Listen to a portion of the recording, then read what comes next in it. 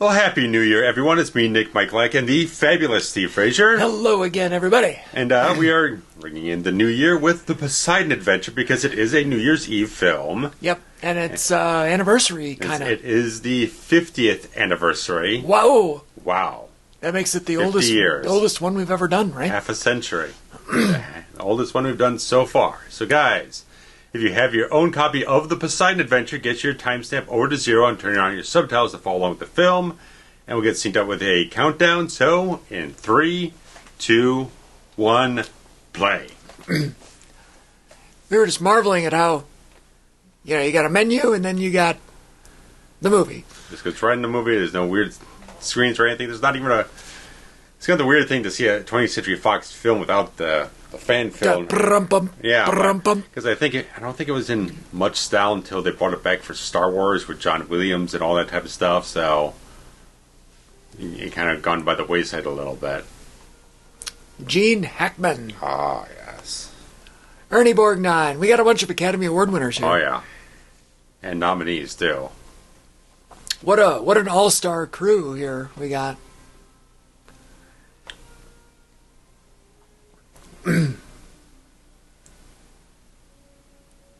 Shelley Winters. Shelley Winters, nominated off of this film.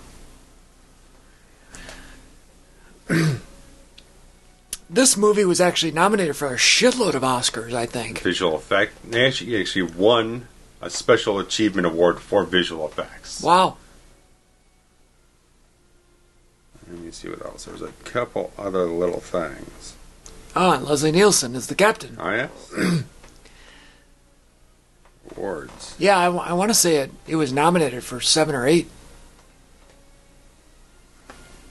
Jeez, and yeah. 50 years puts it at 1972, so it didn't have a shot because a little movie came out that year called The Godfather. And but this one, again, visual effects, best original song for The Morning After. The Morning After, right. Nominated for Best Sound, Best Original Dramatic Score, John Williams. Oh, wow. Best Film Editing, Best Costume Design, Best Cinematography, Best Art Direction, and Best Supporting Actress, Shelley Winters. They kind of spoiled the end there, didn't they? In their little opening... Yeah, I was like, oh, well, you got to do that. There's no reason to do that. I don't know why they did that. Like, why wouldn't you just say that it was, departing New York and going to Athens and... Yeah. And this is what happened. Right. Trying to depict it as like it was a real-life event type of thing. It was based on a novel, and that was kind of what Irwin Allen was kind of looking around, trying to find things, and he finds this novel and is like, man, this would be perfect for a motion picture. Well, yeah. And it was kind of at the beginning of the disaster movie trend. Right, because the thing was, a lot of these, like, big cinematic epics had kind of gone out of favor after you get the new Hollywood movement coming in. You got all these small, intimate dramas coming up, right, like Easy Rider, Bonnie and Clyde, all these different things are coming up. So it's like, a lot of people are labeling it as being like Irwin Allen's like going to be a major failure. He thinks this is going to be big, and they think they're going to laugh at his face and everything. And man, he proved them all the hell wrong. It's kind of an unlikely hero movie, Yeah. On paper, it's kind of like, well, I don't know, maybe. Sure. And then you watch it and you're like, damn. Yeah.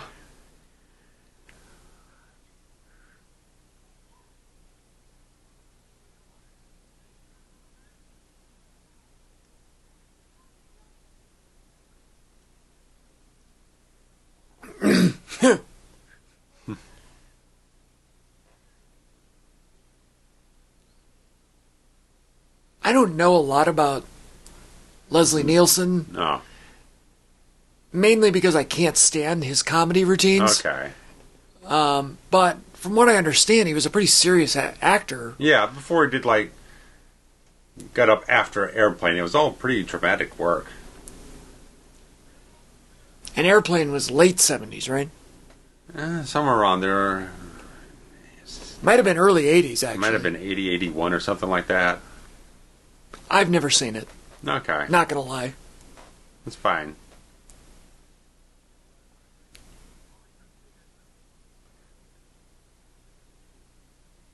have seen Airport, which was the Yeah. disaster movie.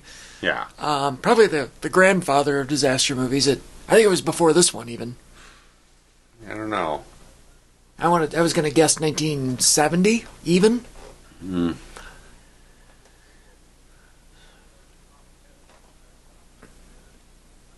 1970, yeah. Ah, nailed it, Frazier. Good job.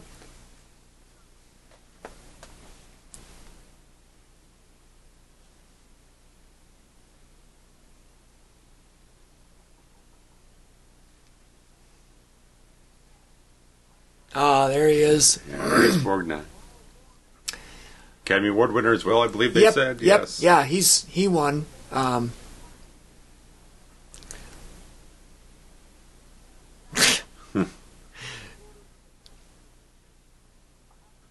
Yeah, he was the title role in a movie called Marty that won Best Okay. Picture, and he played Marty. He Sure. won the Oscar. What a delightful movie! Borgnine himself is delightful.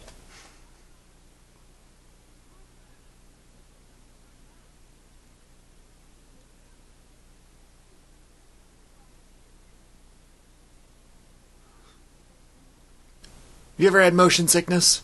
No, I think my dad had, because one time I went on a flight.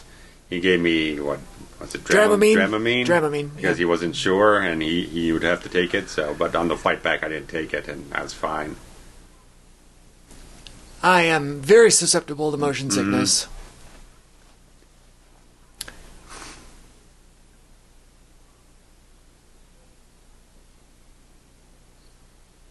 And I've been victim of seasickness as well, which is probably the worst kind.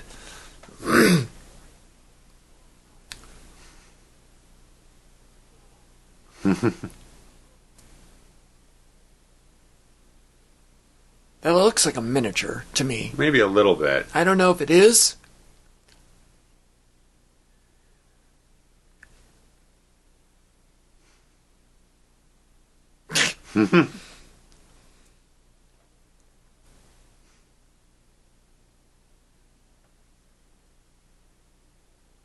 There's one of these guys in every freaking cruise ship. Yeah. And you got Grandpa Joe there. Yeah. God, I love him. Goddamn deadbeat. Always just laying around. Yeah.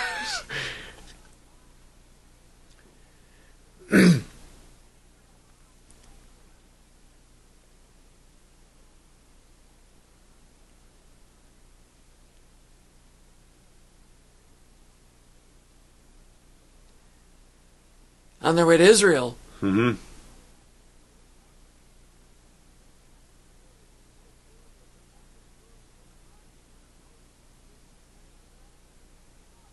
Yeah, I'm with you.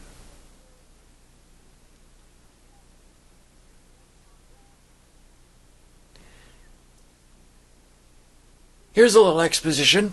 Yeah.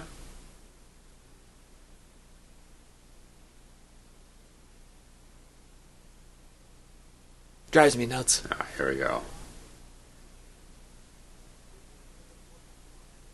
First billing, Gene Hackman. Well, he's right off of French Connection where he won the fucking Oscar. Yeah. Yeah, there's no other actor who I'm more intimidated by the talent of than Gene Hackman. Really? He's such an intensified actor, just like it. This really wonderful thing I heard on a commentary from director Peter Hyams. He was working with Hackman on Narrow Margin, and Hackman took him aside. He's like, I don't like that actor. He doesn't think. The thing that Hackman's a guy who he wants to have that sensibility that the character is portraying conveys that he's thinking about things as the scene is going along Right. and having dialogue and things are going on. I mean, I see Hackman in so many things. He's just very much a powerful entity on screen. Well, he's definitely believable Yeah. to the point where, and this is a compliment to any actor, really, that is able to make you forget that it's acting. Yeah. And you just kind of feel like a casual observer. Mm-hmm.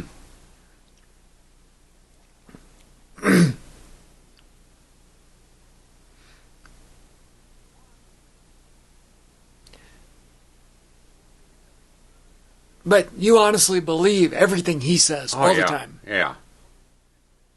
And it's really one of those actors like, man, I just miss seeing him in films. He's retired from our, I don't know, not 20 years, but close to it. A while, yeah. A long old while here. At least 15. Apparently he's been just up in the countryside or something like that, been writing novels. Well, he's got to be 90 now, right? As we record this? Probably.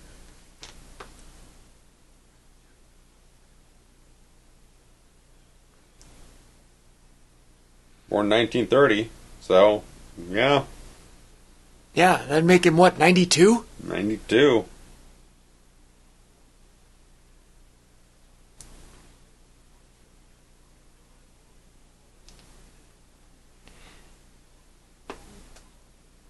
There's a little bit of exposition going on here, and I'm like, but that's fine.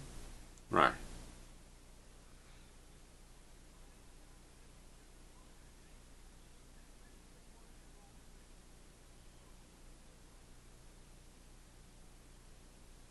Subtitles are a tad bit off. Yeah, I was just going to say, we were reading the subtitles, and they're a little bit abridged. Yeah. To probably, for space. Something.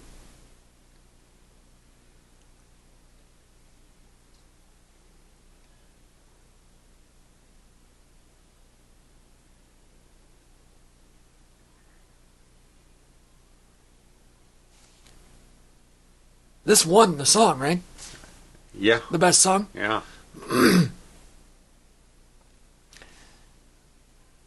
She looks familiar.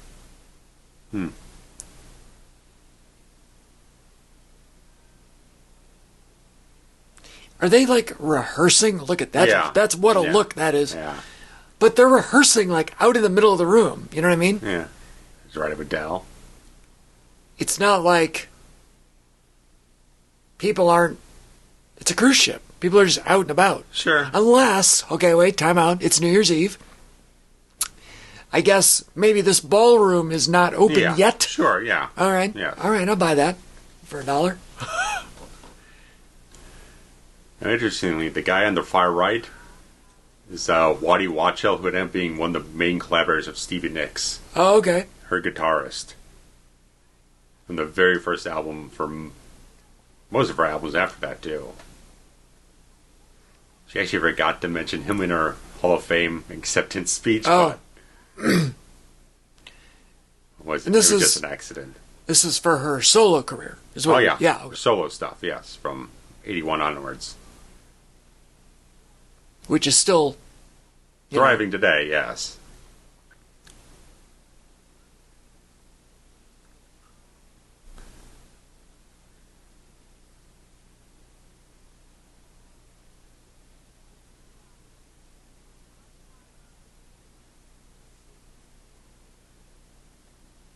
So they're traveling without a parent? Mm. You hit your head on the ceiling there, kid. What a brat.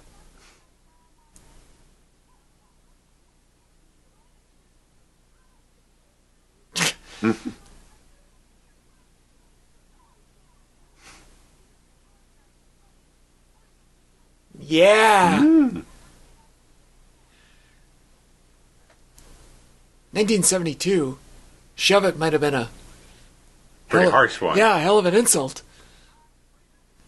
Oh boy, sure is. Oh dear.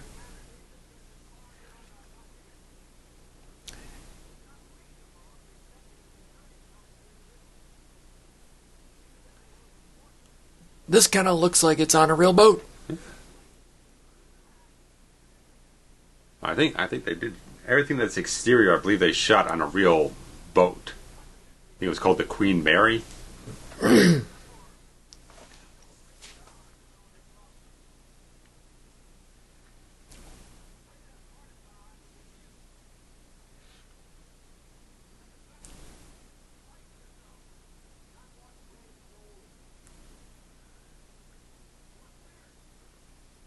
This doesn't look like a cruise ship. You know what I mean? Like, doesn't, like, the SS imply that it's like a military type boat? I have no idea about that stuff. I don't really either, but what an ascot. Good God. I just don't think, like, Royal Caribbean doesn't I get name their boats. Yeah, I don't know. It looks like a passenger ship from, a bygone era. Well, this is supposed to be this last voyage because it's a very old ship and they're looking to dismantle it once it hits shore. So, I mean, that makes sense. I think maybe 20 years old at the length of it.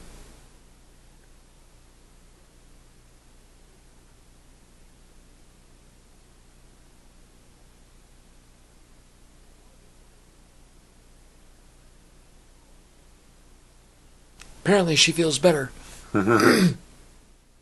Oh, more exposition.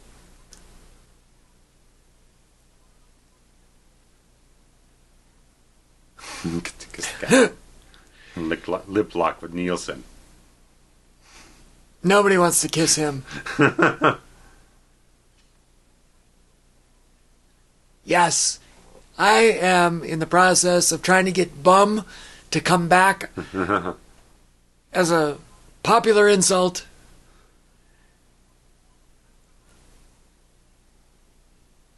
And if you've ever watched Rocky, yes, you know that people call each other, not each other, but they refer to other people as bums. Yeah, bum. So many times. And it stings a little bit when you watch it. You're like, ooh, that guy's a bum. Yeah. Really used to mean something. Now nobody even says it. No. That interesting painting above the bed there. Huh.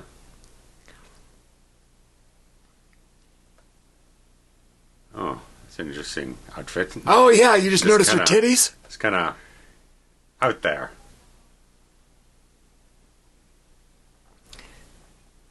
Yeah, not he. They are just kind of held together there by some fabric.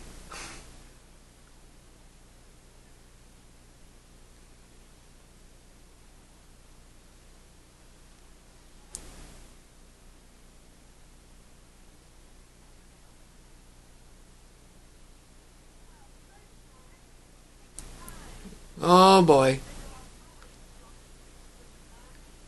That's kind of funny. Yeah. She's got terrible makeup. Yeah, it's a little much.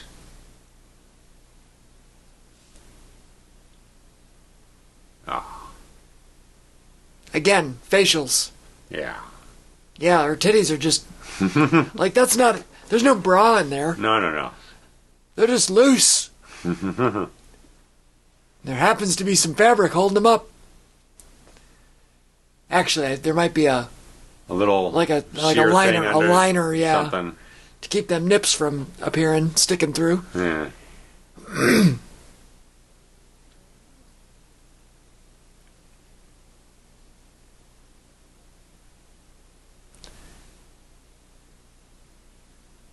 Old Base there doesn't really look like he belongs, does he? No, not enough facial hair.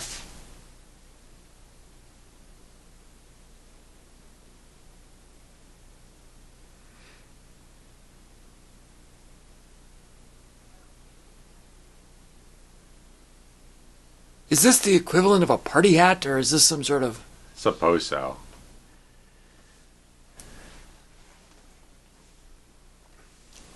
I know some people like that.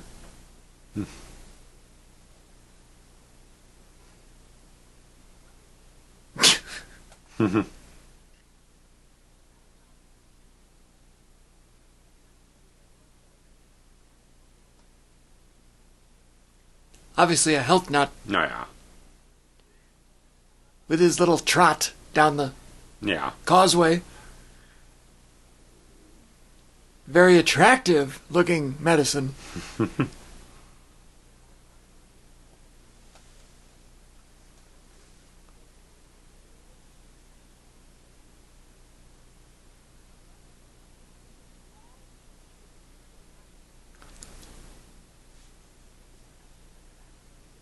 Ms. Winters is a striking woman. I don't know, it's something about her. I love her hair. No. It's so grandma. Oh, yeah.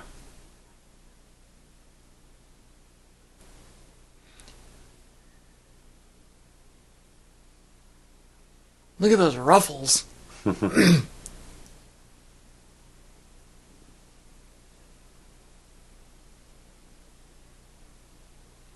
They're doing a very good setup here of the Rosens being a happily married couple. Yeah. They oh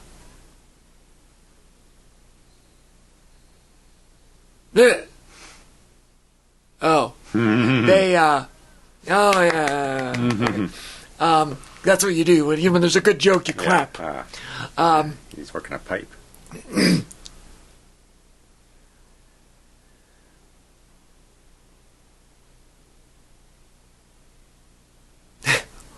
That's where we are.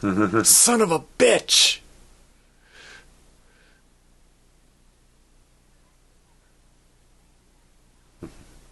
The cat.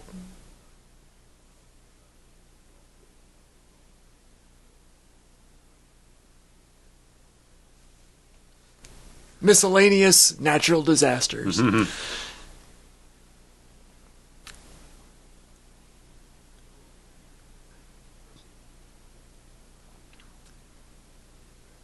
What was I going to say? I don't know. We were talking about, the Rosens maybe. And just how good of little character traits. Sure, yeah. This one does a very nice job just establishing the characters very, very solidly. Because I guess the director they got for this, I think it was Ronald Neame. I think it was Ronald. Yeah. Apparently, he'd been much more like character drama type actor, director, or whatnot. So they really brought. I think the studio directly brought him in to be like, we want someone who knows how to write direct drama and stuff like that, instead of someone who's schooled in spectacle, so you could have a good story to tell. Well, this movie could have gone a couple different ways. And I believe the fact that they went the dramatic route with the undertone of disaster is what made it a critically acclaimed, Academy Award contender. It ended up being the highest grossing film of that year, too. No shit. Yes. I'm going to bust out your calculator. Oh, yes, let's get the inflation calculator. I love that. $125 million in 1972. Cost $4.7 million. Again, half a century of inflation calculator right now. $125 million. $125 million in 1972 is worth $890 million. Jesus. In 2022 dollars. So let's just round up and say 900 million. We're talking like Avengers money. Yeah, we're as much of a blockbuster as anything else would be these days.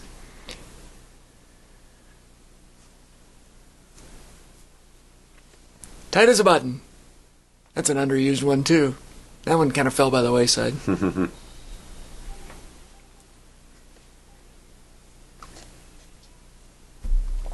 50 sec. Who announces 50 seconds? Man,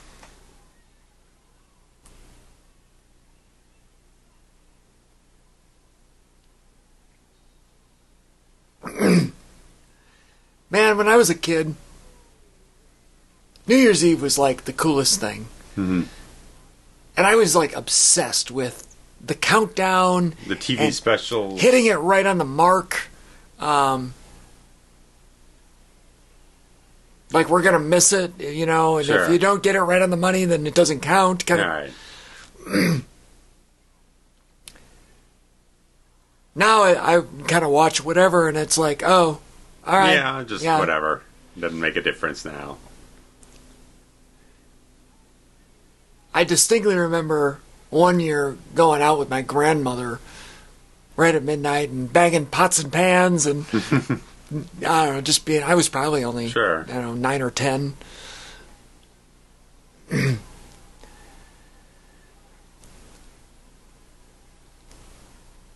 the lady's just throwing confetti.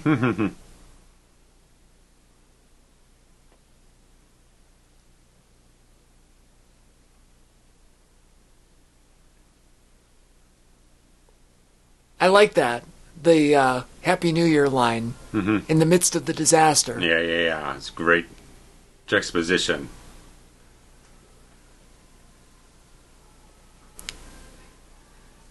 Here's a song that I never understood. No.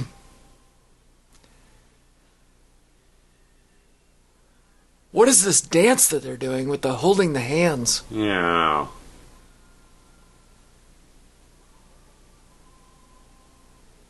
No one does that anymore. No. Yeah. Hold my hand, husband.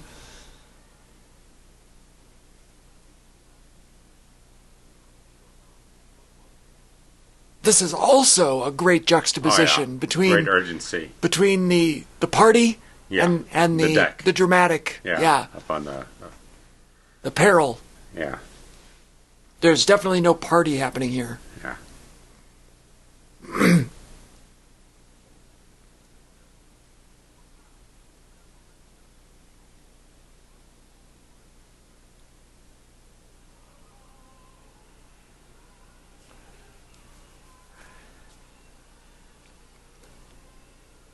Oh, we upped the tempo a little bit. You gotta really just, gotta pick it up. Yeah. Oh.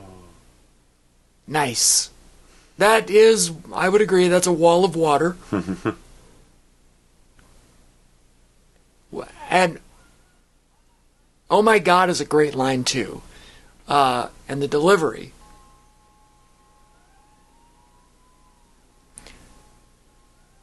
Now, I assume you want to turn and hit it head on, no?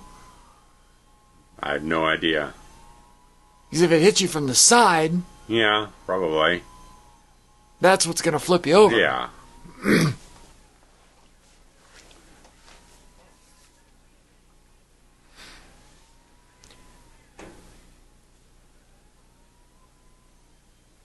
Now, they actually had this entire set on a tilt? 45-degree tilt.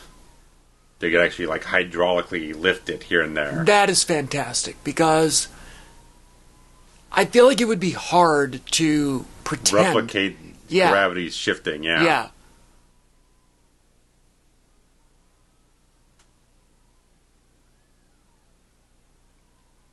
And as they eventually, flip everything around, they designed a lot of the columns to be completely, symmetrical, top to bottom, so you wouldn't...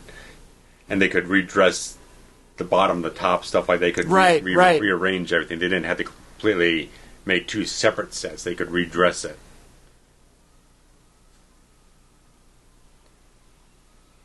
And if that's not a miniature, I don't know. I feel like it's got to be. It's got to be, yeah.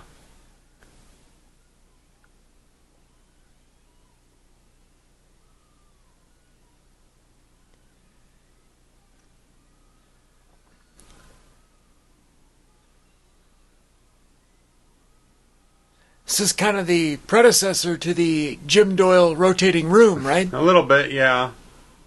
Oh, Crushed by the Piano. No.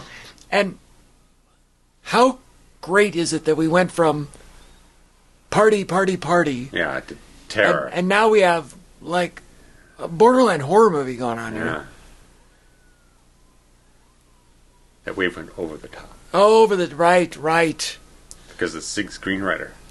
Yes, that's correct. Sterling and Silliphant wrote both films. We discussed that in our Over the Top. Yeah. There goes the piano. No missed it. This is... when I think of scenes like this, I can only think of Titanic. Mm-hmm. But here's this, 25 years before that. Yeah, almost to the day. What was the release date on this one? December 12th. And Titanic is December 18th. That was the big stunt on that one. Really, that was a stuntman who became more of an actor, and is like, I'm an actor now, I want a stunt double. He was like, no, you went to bat for this film so much, this stunt everything is my idea. You're getting up there and doing the damn stunt.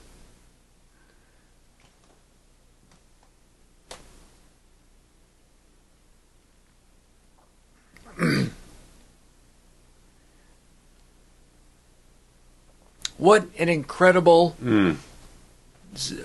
display of carnage. Yeah. And to your point, everything's upside down. Yeah.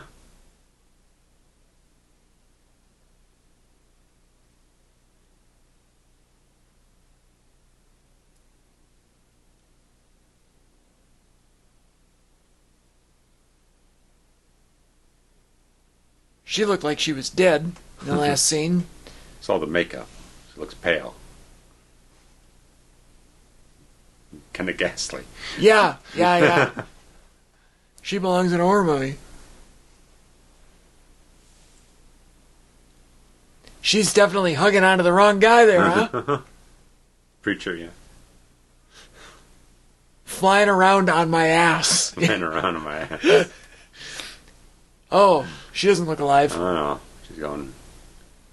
taking her foul bows. What's this cat's name? Red Buttons or something? Yeah.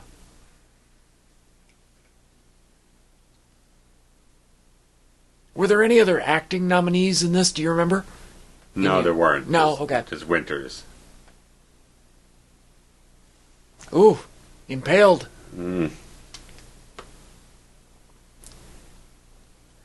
There was no room for other acting nominees because The Godfather was nominated. Right. Oh, yeah, and Cabaret, by the way. Cabaret won everything that year except Best Picture. Winters did win the Golden Globe for Best Supporting Actress. And then Williams and the Song also got nominated from them. And there's a couple other bits here and there. The Brits and other things. Cabaret, swept everything. And then... British Academy nominated Hackman. And he actually won it for that. Oh, really? Yeah.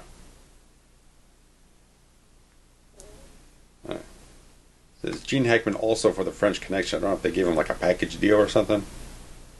Could be. Maybe. French was 71.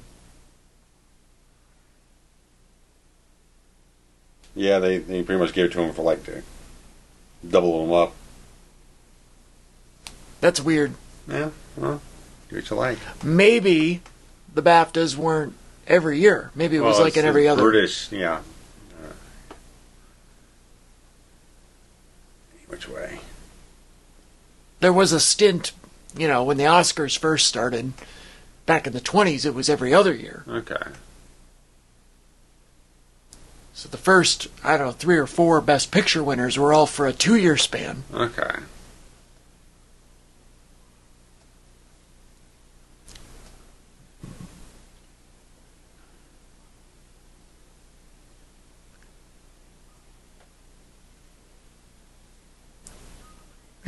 Watertight compartments were still, even though the Titanic story had not been fully told, everyone understood the kind of concept of watertight compartments from the Titanic.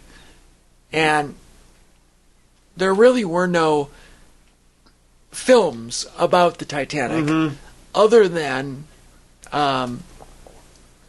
the British one, not It Happened One Night, A Night to Remember. Okay.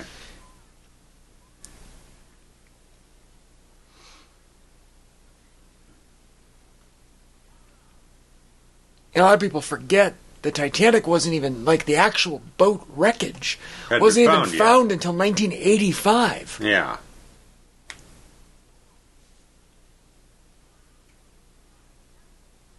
He's so intense. Oh, yeah. This exemplifies so much of what I love about Hackman's just acting performances and stuff like that. He's such an aggressively proactive character in the film.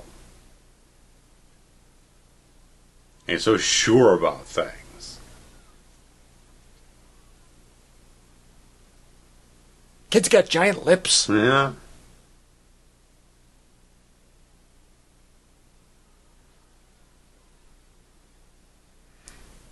I'd be scared to death, not of the jumping and the falling, but that it was going to rip. Really break your fall or not. Oh, there goes the Christmas tree. Look out. Oh. Crushed by the Christmas.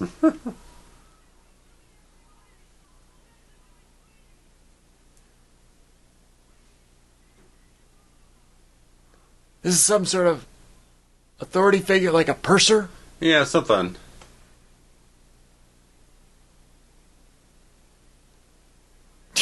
It's a weird thing. Roddy McDowall is kind of doing maybe a Scottish accent in this one. It's a little hard to pin down. I don't know if he's entirely consistent with it in the film.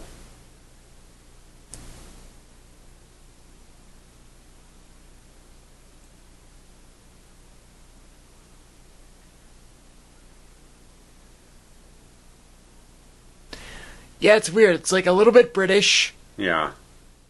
Because he's British, right? Yeah.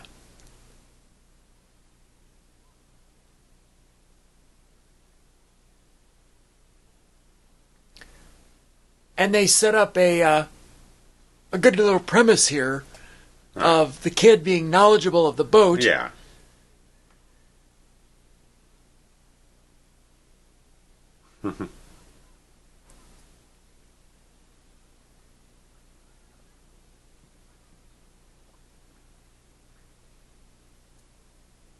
You're right. It sounded a little Scottish. Yeah.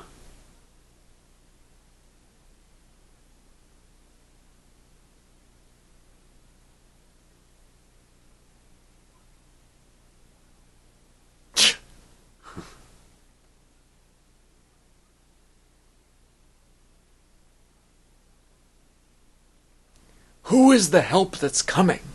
Yeah, they don't know.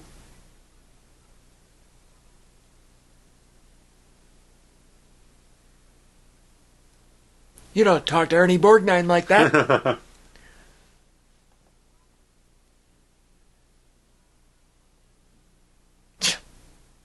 These two have such a great dynamic. Oh, yeah.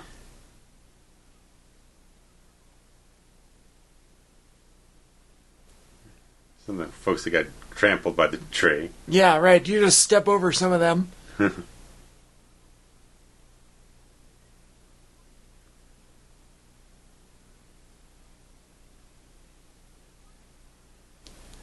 So, you said he was born in 1930. Yeah. That makes him 42. Yeah.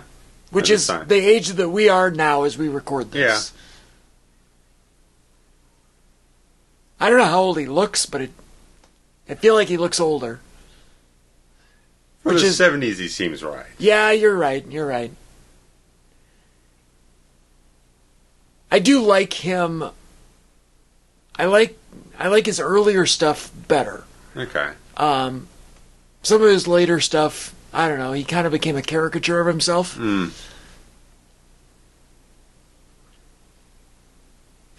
There's just dead bodies laying around.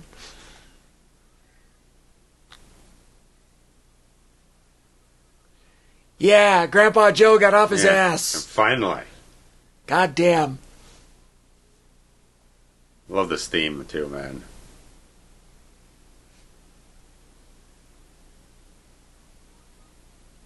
Yeah, it's solid. Yeah.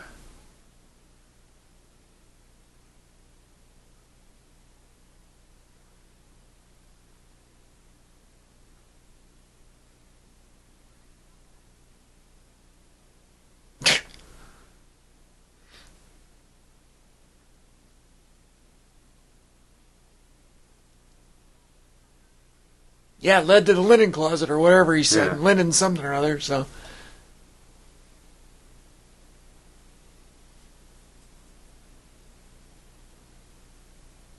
I just like Hackman's character so much in this. I mean, he's not a typical reverend. He feels like he's been through some stuff. This guy who's like, you gotta be more you can't just sit there and sit on your ass and just ask for salvation. Right. These guys like, you gotta work for it. God likes someone who puts in the effort to improve themselves. Doesn't like a bunch of lazy people sitting around waiting for the salvation to knock them on the door or something. Work for it, earn it, and it shows through his portrayal in the whole film. He never sits on his ass. He never just takes anything for granted. He keeps pushing forward. He is a leader. Oh, yeah. He's a decision maker. Mm-hmm. I love the chairs upside down, like glued to the ceiling. Nice, yeah. Nice touches all the way through.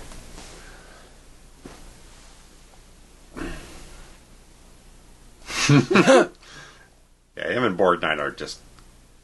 It's perfect to have a little bit of antagonism. You need someone who's a little bit of a naysayer. Kind of challenge them in some places. You need to have that for drama. I do feel like it would be natural, though. Yeah, oh yeah. Especially when Borgnine is playing a character who is a cop. Guys usually used to have a certain sort of authority. Being like an old detective and whatnot. He's got his own streetwise opinions and stuff like that about how to go about things.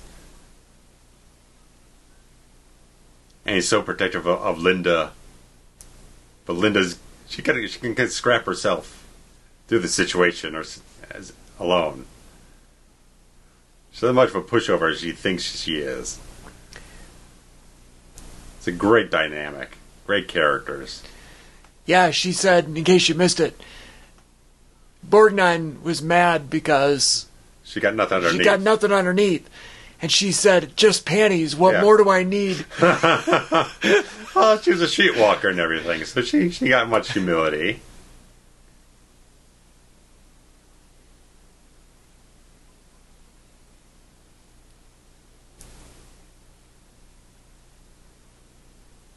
We like the logic, don't we? Yes.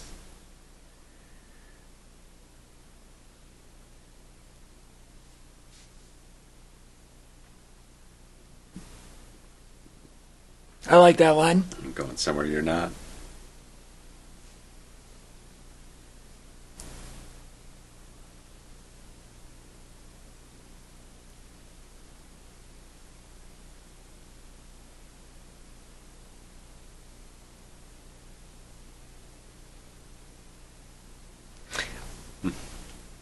I love these two. Oh, yeah. Together. Got enough sweet, endearing charm, but also she has such a doubting sensibility about herself. Well, I was gonna say, she's older, she's overweight. You know, her character realizes her own shortcomings. Yeah, and she actually gained 35 pounds just for the role, but apparently she was never able to kick it off afterwards. Oh, really? Sadly. Oh, that's sad.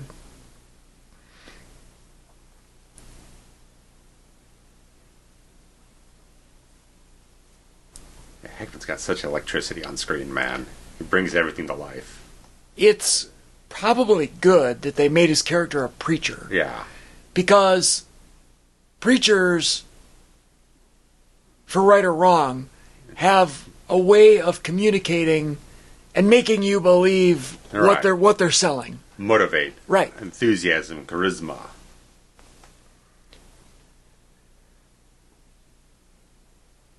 So it's the perfect occupation marriage, for the leader of this movie. Yeah. Oh, handlebar mustache.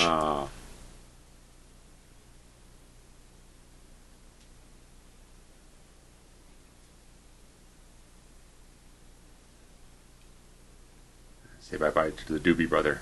Yeah, no kidding. I don't know how many Doobie Brothers there were, but they're down one now.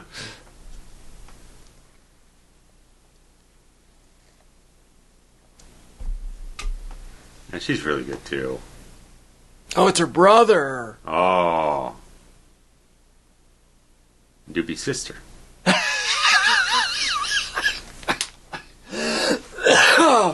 Oh, that tickled me. Oh, well, way to sugarcoat it, Buttons.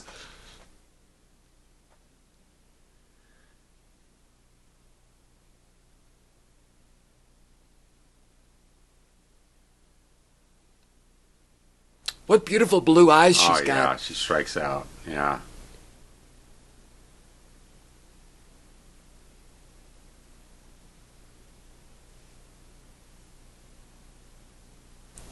Another great character written, Mm-hmm. like the lonely old Mr. bachelor. Mr. Independent. Yeah, that's me. I'm going to be Red Buttons when I get older.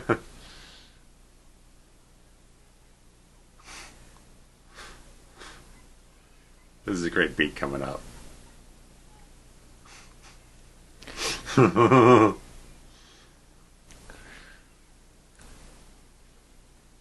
Just as a little hesitation. That little, note, right. just, Yep. What's happening? What is that? What's down there? What's down there? Right.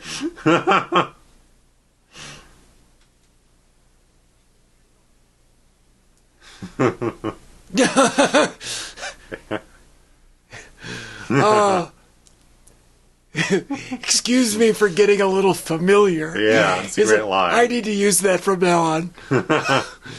Next time I inappropriately touch somebody.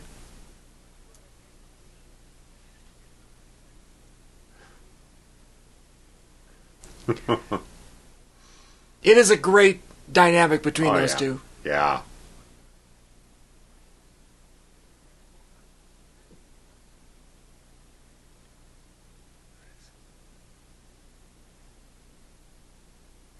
Looking a little pretty sad. There's a little lack of ambiance in the room. A little bit. No, nobody's crying. Nobody's, I don't know. They're either dead or they're standing still. Right. More commotion. Yeah, I feel like there would be a little more panic. There'd be a little more.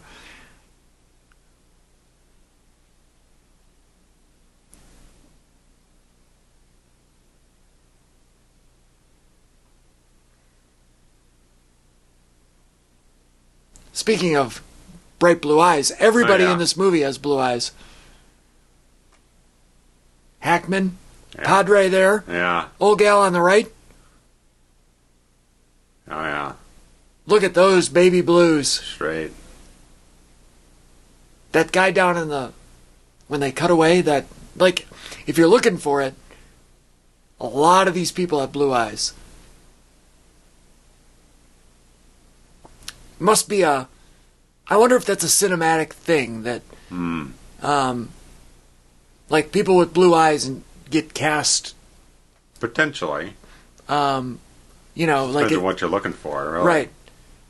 It's just a striking thing, you know? Right. I'm so glad I have blue eyes.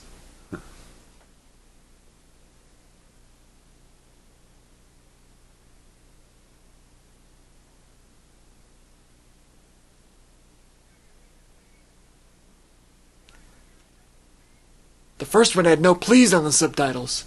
You had to say it again. Yeah.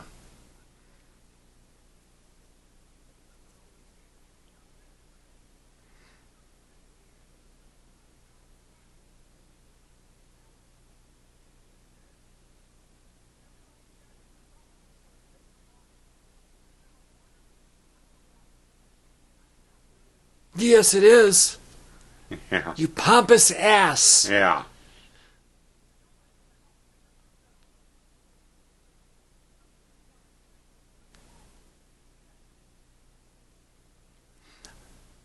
I've never met this man, but I'm going with him. Oh, yeah. 100%.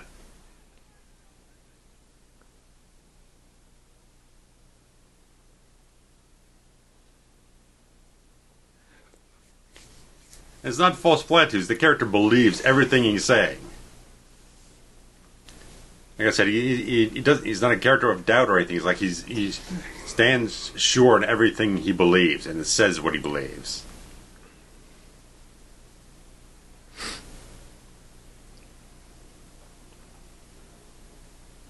He's climbing that himself too. Oh yeah, that's not a stunt guy. Yeah.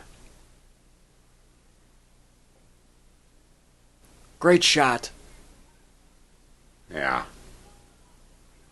Upside down plant.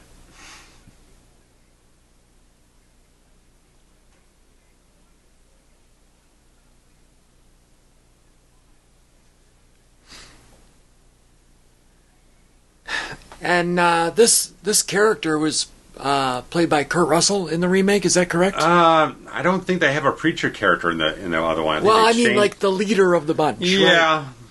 yeah. Yeah, we're gonna eventually we'll cover the remake that came out in, I believe, 06? 06. And boom. There was a 3-hour TV movie that came out like a year before that one, where they changed the reason why it capsizes because some kind of terrorist bombing aboard the ship. Oh God, that's doesn't hold up. No. Uh-oh.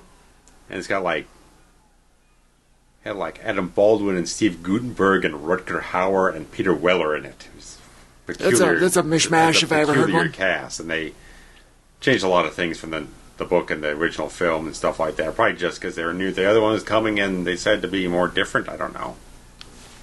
I'm not sitting through 3 hours of a TV movie from 05. No. Look at this. I mean, what a... Oh yeah, just, again...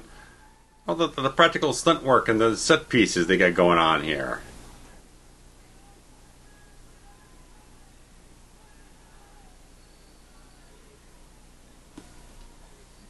Nope. That's how panic overtakes you. Nope. Just trying to hold on. Yeah, don't do that. You almost lost it. Yeah.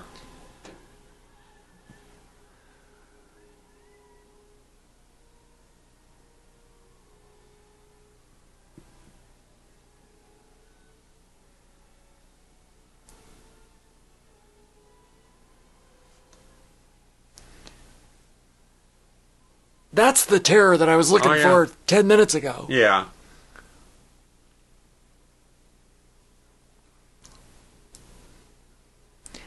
I was going to say, I don't know if you caught me just checking down the timestamp, this feels like a good midpoint. When we've narrowed the group. Yeah.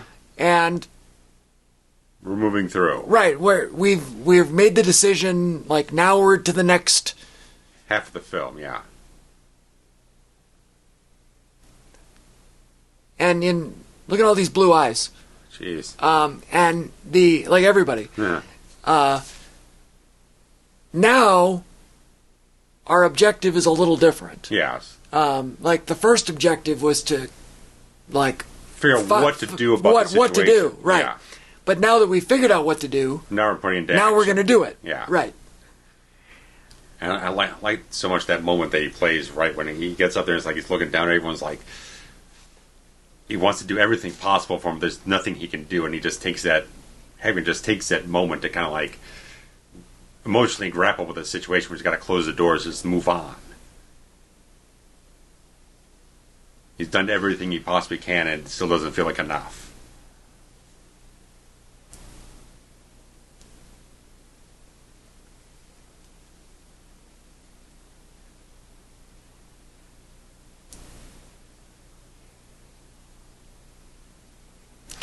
It's funny, he was basically worried about a backdraft, but even though they didn't really call it that. Sure.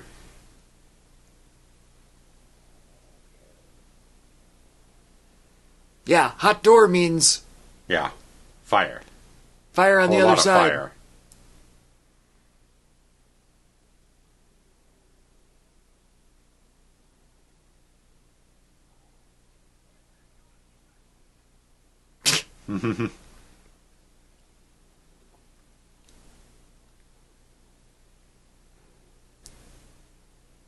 Borgnine does feel like he feels like a New York cop.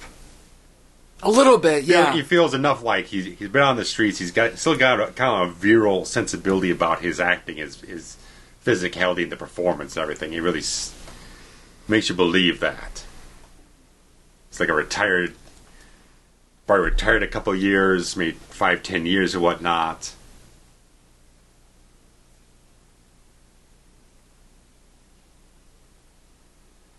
Ooh. Oopsie.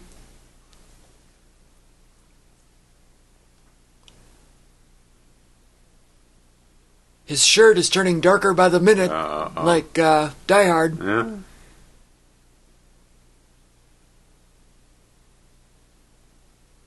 You're not fans of the turtleneck, but he's selling it well. It's not too choking him up. Yeah, that's all. Sometimes it goes right up to the chin. It looks like oh yeah, I can't do a turtle. Although that one is sensible. Yeah. You ever wear a suspender? If I have, it's been forever. I know you're a belt guy. You wear a belt. Yeah. I usually don't wear either one. Hmm. Look, but if I were to get dressed up, you know... If you're going to tuck it in, you better have a belt. Well, yeah, absolutely, if you tuck it in. But suspenders are also acceptable. Yes. What a cummerbund. Ever done a cummerbund? Well, yeah, I worked in a movie theater for 13 years, and... not that I wore a tuxedo, I wore a shirt and tie, but the uniform of the staff was a tuxedo that required a cummerbund. Yeah. So, yes, for 2 or 3 years. Classy establishment. Absolutely.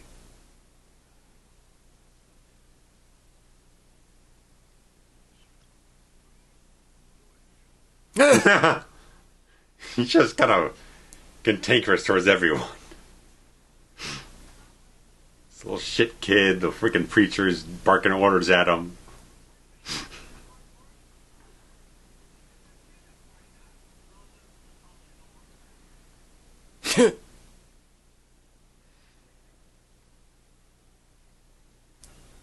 Ow. Yes.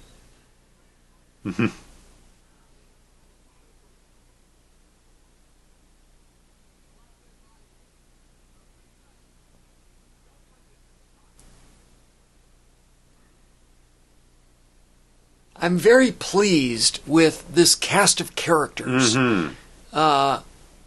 We've got young, we've got old. Yeah. We've got small, we have large. We have afraid, we have not afraid.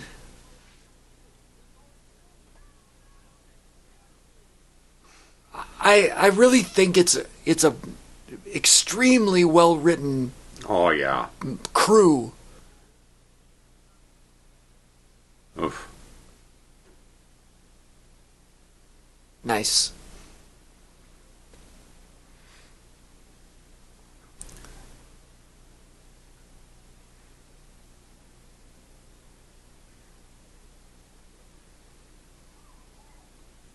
And we're starting out with what, 9 people? Is that correct? I believe it was 9, yeah. I guess we can just count them off here. 3, 4.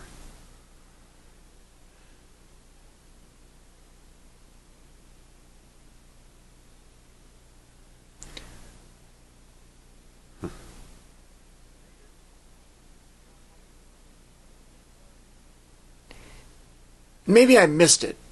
This Akers character, McDowall. What is his role? Is he a crewman of the ship?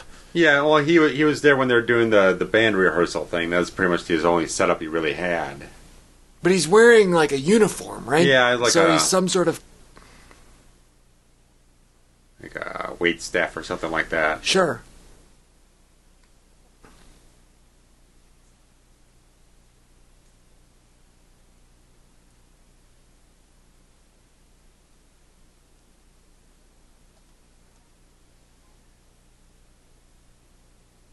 Ow.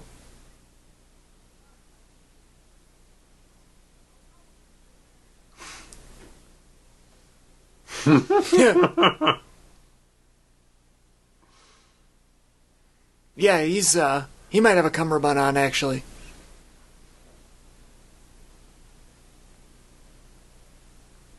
Yeah, a little bit. Yeah.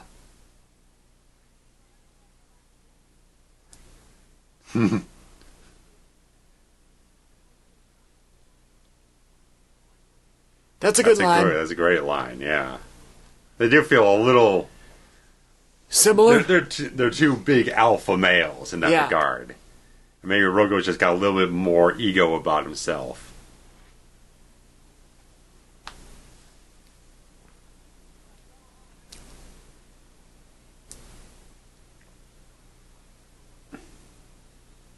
It's great attention to detail how they just flipped everything. All the little girders and whatnot you'd have on the ceiling, just holding the place together structurally. Right. Even the lamp is bolted down. Yeah, I don't know why things are bolted. Yeah. Like chairs and tables and stuff probably wouldn't be. It might just be the fact that it's all plugged into the ship's power system, so... But... Nick! Great line from the kid here. To look at her eyes. Yeah. Like, oh. Even the upside down sign, man. It's all just great detail. Everything's upside down. Oh, yeah, well, I'm just saying, it's great detail that they make sure they're not flipping anything like that. So, They made it to C deck. yeah.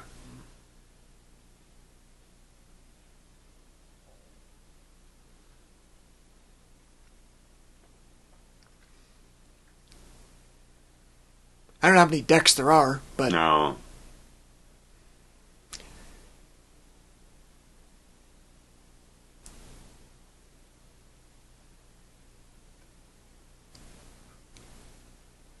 it's very clever. The whole concept of going Oh, yeah. to the bottom Right. by going up. Yeah. The upside down is very... I don't know if that had been done at this point. I can't think of anything. Can't imagine anything did it.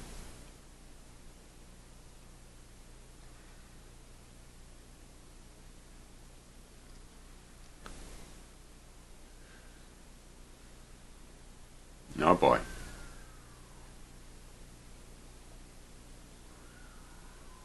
I don't know what good that's going to do.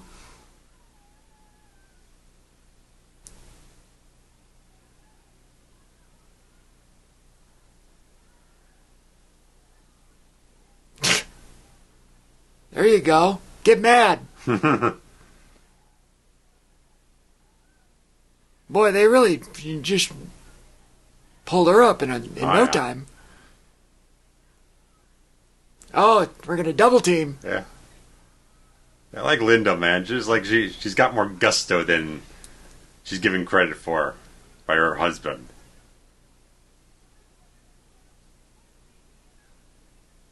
There's...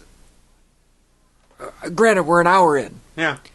But to develop 9 characters with distinct characteristics is... it's a feat that, very few can do. Right. We've covered some films that struggle to develop one character over like 90 minutes. Right. This is Stephen King-like in character development. Look at that wide frame there. Get everyone in shot.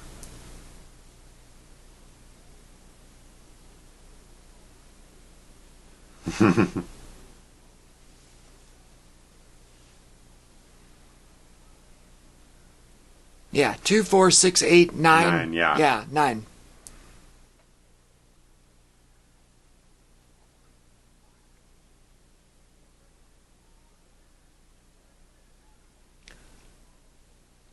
It was the big thing that the director was very much conscious of, just making sure that everyone remains safe when there are a lot of people doing their own stunts at this thing.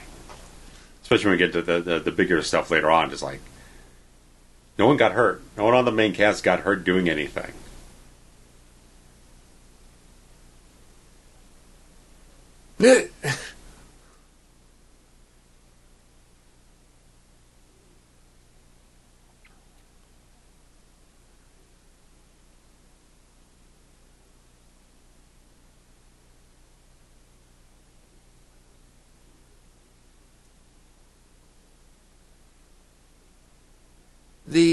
I like the dynamic between these two as well. Yeah.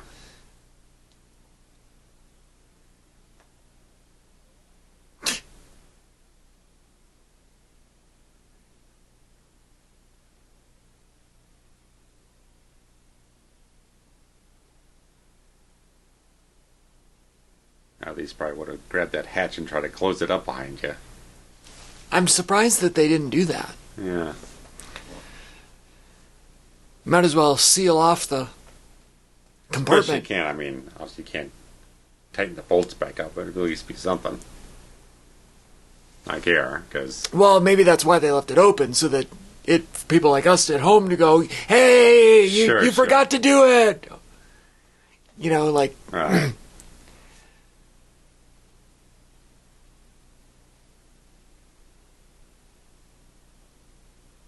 Well, that's something. Mm-hmm. At least it gets him up one more. Yeah. Because it looks like a similar hole, a flight up there. Yeah.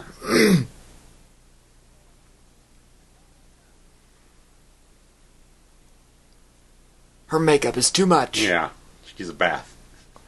Well, she's got to drop down, yeah. You got to dunk in there. Excuse me. Yeah, she could do for a dip down below.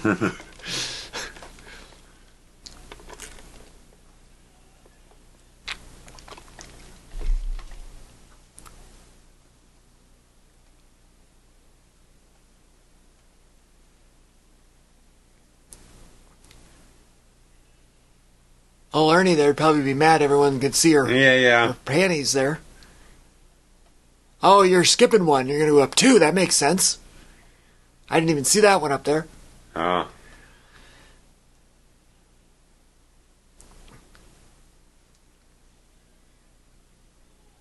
I'd be terrified to, where does that go? Right.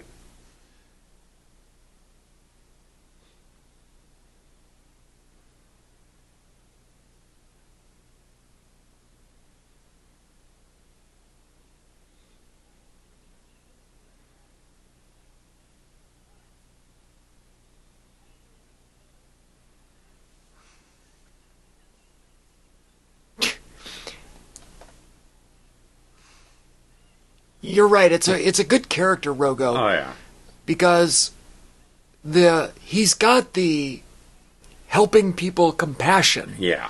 He just doesn't always have the tact of the delivery. Exactly. Of the delivery, right.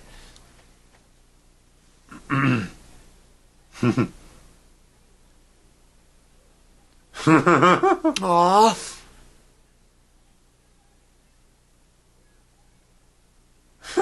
What a great kid. Oh yeah. Tell my sister. I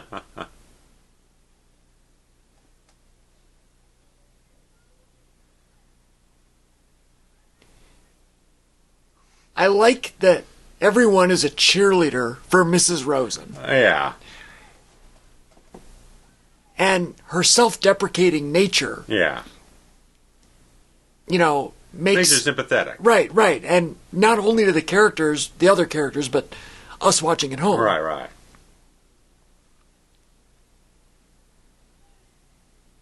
What are you going to do, kid?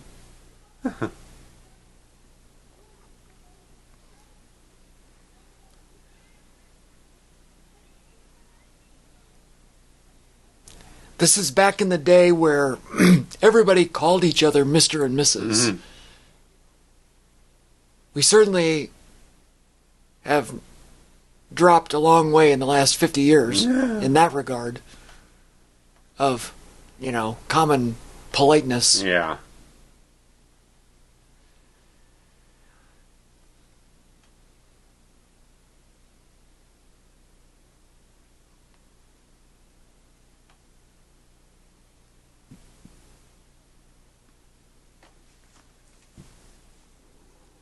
Uh-oh. Another big bang.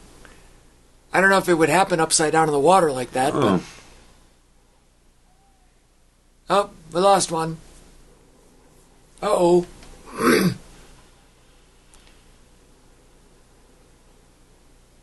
I think that's a great reaction, by the way.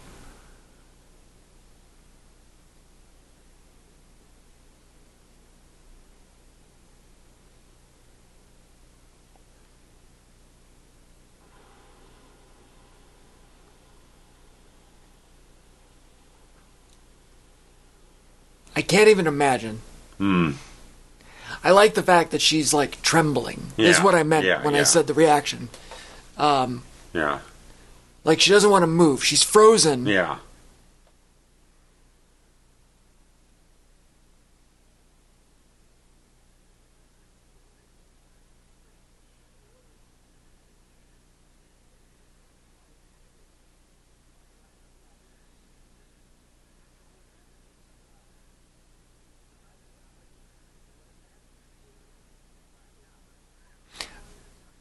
Also, I'd like to point out, I don't know if you've ever climbed up on one of those vertical ladders like that. Yeah. They're very difficult. Yes. You don't feel very stable on them. Right. You know, when you think of a ladder, you think of it on an angle. Yeah. Whether an A-frame or a single leaning against something. Yeah. But these fixed verticals, Yeah. you don't have the gravity Yeah. of leaning into. Yeah. And so it requires more muscle. Yeah. Because you're holding yourself upright. And Yeah. so I understand completely. And these types of ladders aren't meant for, everyday use, Right. really. They're more emergency. Maintenance. Right, type of things exactly. Every so often.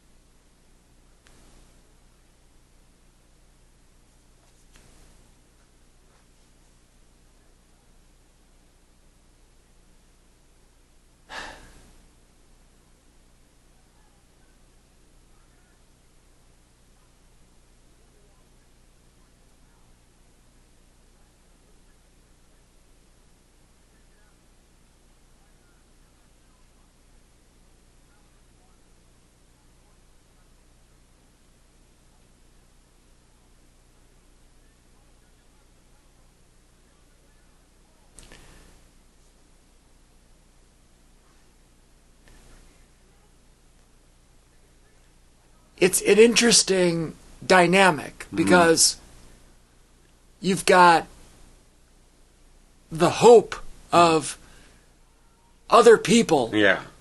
He's drunk. How does he know which way we're going? Yeah.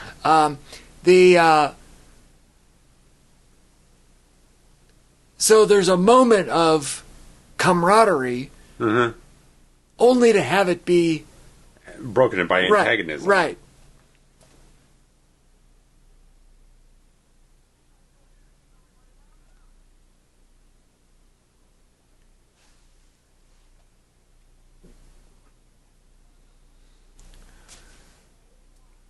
So we lost McDowall, right? He drowned. Yeah.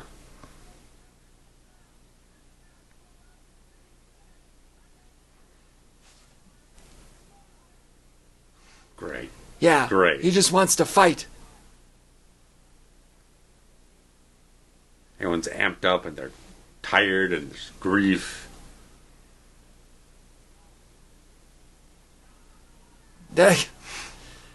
He's so believable. Mm-hmm.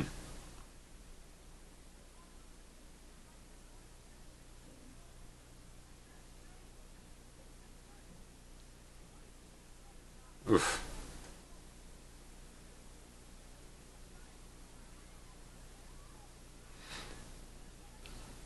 I love that there's some sort of inner fighting. Yeah. Mm.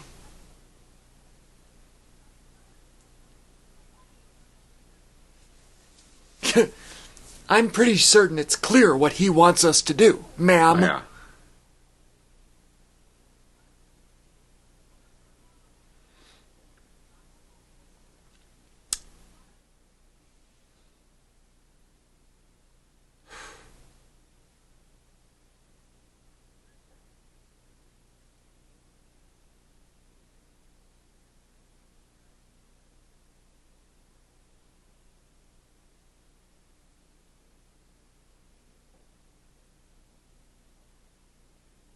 Hot. Love it. Love it.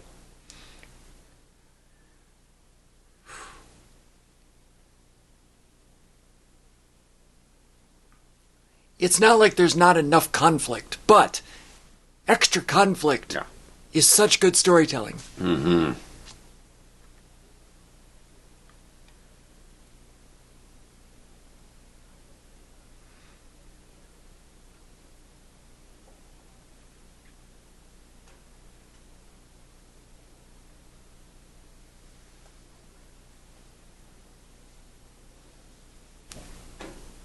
This kid's like the hero of the whole movie, right?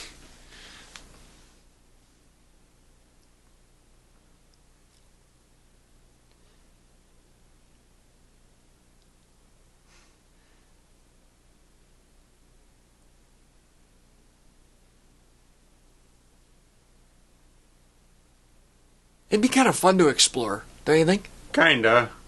Outside the necessity of peril.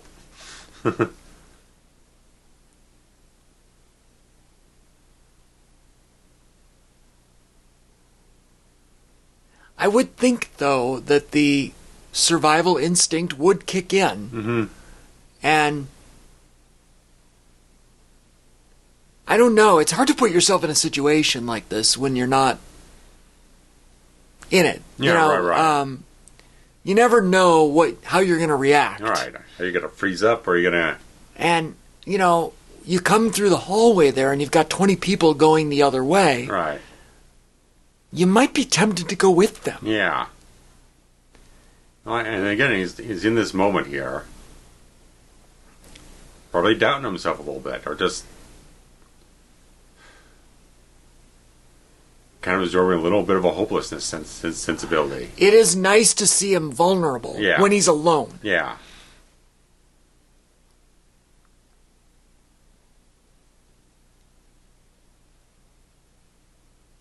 It's been a long time since I've watched this, and I really have underestimated the character building. And, I knew it was a character ensemble piece. Yeah. But I didn't realize, I didn't remember just how good it is.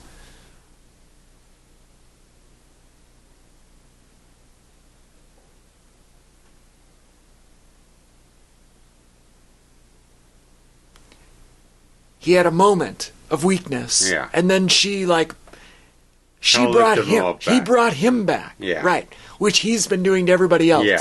So, a nice little redemption. Exactly. Awesome.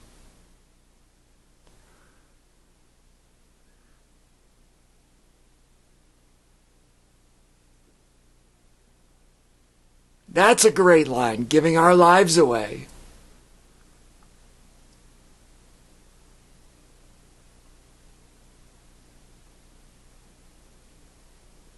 I could see why she got nominated, man. Yeah. She's been so good and so emotive.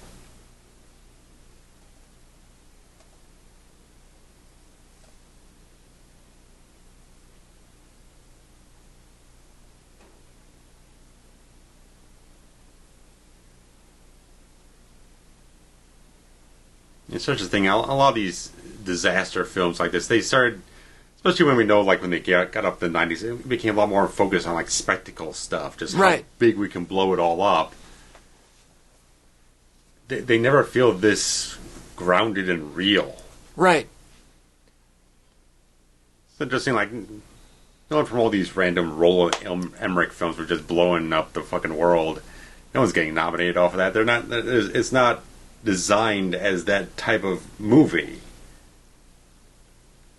Well, the difference between this and Titanic, and then movies like this and Titanic, and then all the others, is that it's a drama with the disaster in the background. Yeah. It's heightening the drama for the characters and their interactions and their own stories. Right. It's written as a character piece. Right. So, these two had this... kind of lovelorn type of thing. He's kind of, there's such an age disparity, but he's got this sort of puppy dog love in a certain way over her. So it's they have dynamics. They have their own things setting up before the disaster happens. They use it as further stuff for the rest of the story. It's a naked woman on the wall there. Yeah.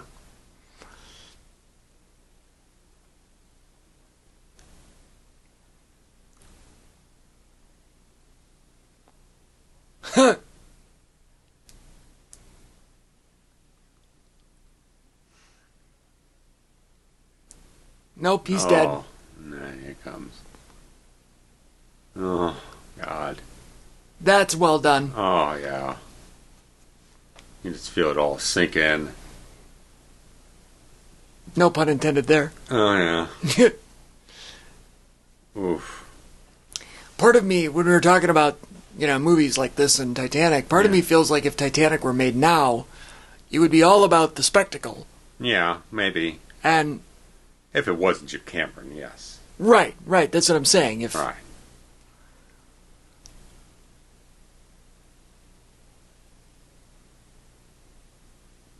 And the fact that there's not a miscast role here. Everyone's perfect in line with everything. Because, I mean, there's a character or two, like the little kid. You cast it the wrong way. He becomes annoying and irritating, and you don't like him and whatnot, but he's got enough charm to him. Well, he starts off being kind of an ass. A bit of a brat. Right, and you're like, oh, I don't know if I like this character. But then he does some shit, and you're like, oh, yeah, that's a good kid. Yeah.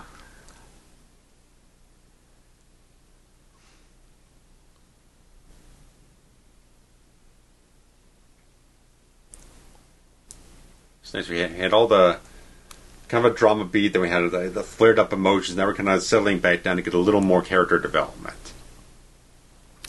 It's a roller coaster. Yeah. You know, you don't go full bore straight to the end of the film. You gotta let it go down a little bit. You need the ebb and flow. Yeah, you gotta have the up and down, the roller coaster. Mm-hmm. As opposed to a straight crescendo. Yeah, bullet train. Not the movie Bullet Train, I'm just saying right. It's a metaphor. The bullet train just shoots, just 100 maximum speed all the way.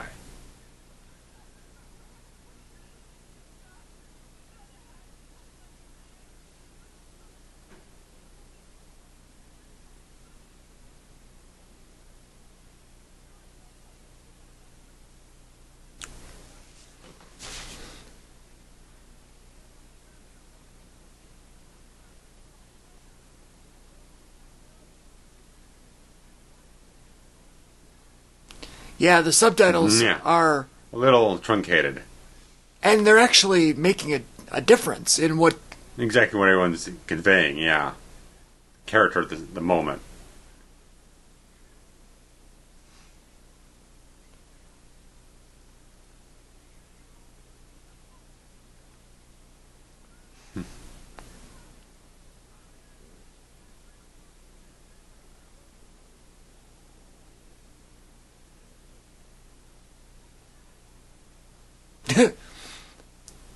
That's a great little move. Mm-hmm. She goes along.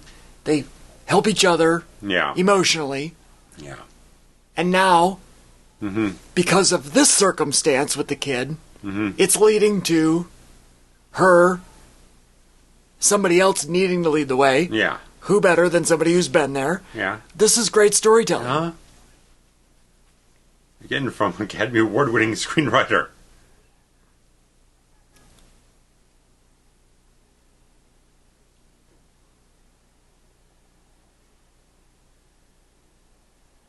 Uh-oh. We're getting wet. Just going back, it's like, if you think about, just pick up a Academy Award-winning screenwriter, someone's like very well revered today, doing a film like this, writing it. First one, Aaron Sorkin. Exactly, the name that would come to mind. Aaron Sorkin, a character-based storyteller, to take a film like this and put together a script with that solidarity. How Aaron Sorkin hasn't won more Oscars, I'll never know. Because he's probably the best screenwriter of the last, 25 years.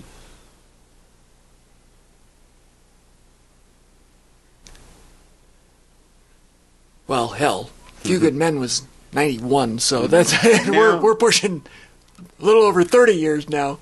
A Few Good Men also a December release. Mm-hmm.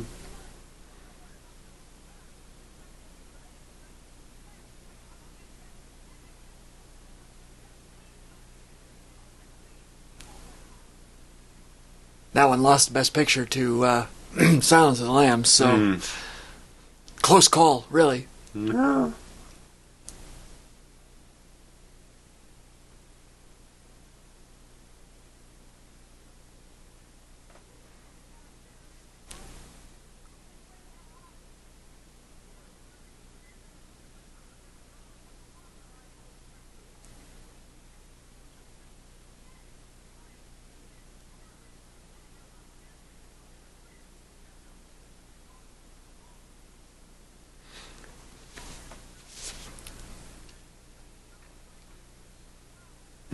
Now, I don't know we're a little far off to be a lost point. Yeah.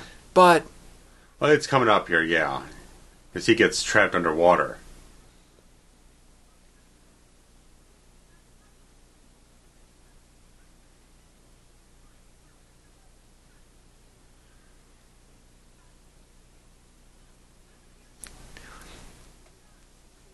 Wow.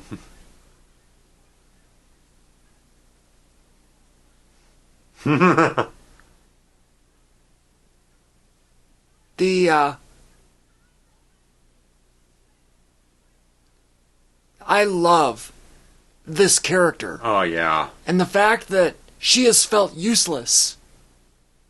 Now she feels like she has a purpose. Not just a purpose, but something particular that she can contribute a to skill. The safety of right, everyone. Right. Yeah.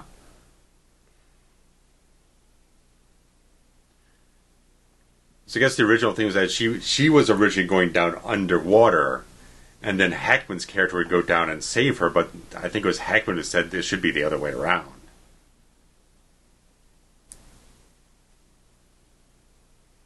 Yeah, get out of here, Elvis.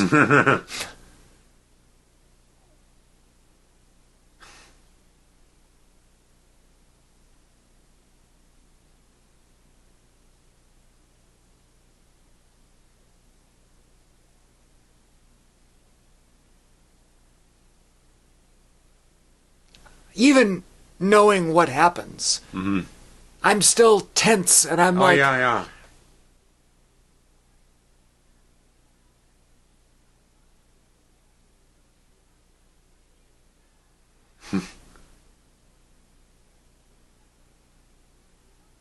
The Women's Swimming Association. She's so endearing.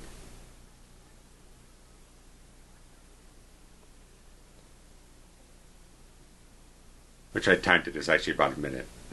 Oh, we're at a minute right now? Yeah. Oh, Figured, God. let me check Goddamn this. I was looking at Lethal Weapon 4 coming up here. There we go. Oh, no.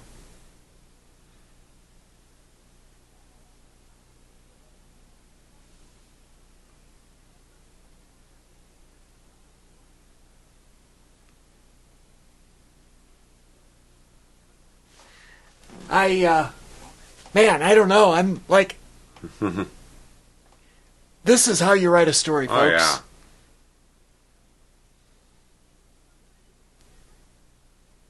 And she actually, she already knew how to swim, but she had like the swimming coordinator or someone else on the film actually teach her to swim how the character should be able to swim. Oh, based on that? Yeah. But this is all her. That plot or character background? Yeah. How dangerous is this kind of thing? You know what I mean? Like anytime there's an underwater swim, you feel like you got to have it. You know, I don't know how many takes this took. I don't know how many different cuts. Like, we're going to film this little bit. Oh, yeah. And then go up and take a breath and then come back and do this little bit. Yeah, because even if they got scuba tanks or something else down there, it's like, that's not going to last you for so long. Right. And you just can't stay down there forever. Right, like this camera person might have a scuba tank or with an air hose or something, but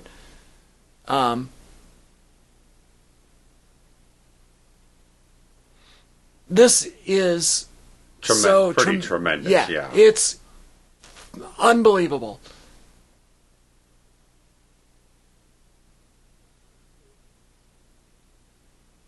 And she has a purpose. Yeah. Or has offered. Right, she's being able to be proactive in a situation now, instead of reactive. There's a second time someone's kind of had to step in and help him out to a certain, in a way.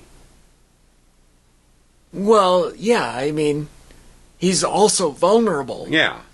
And like I said, I think that was Hackman's decision. It's like, don't have me come save her, have her save me. It's a much better plot point altogether. Right. Because he's been charging forward and everything. Show him in a moment where he's in peril himself, and have someone else take the stand.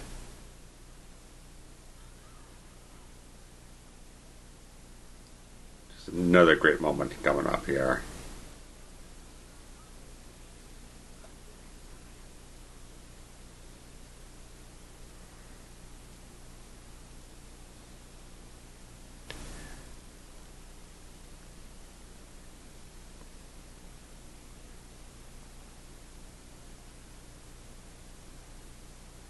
Oh no. Uh-huh.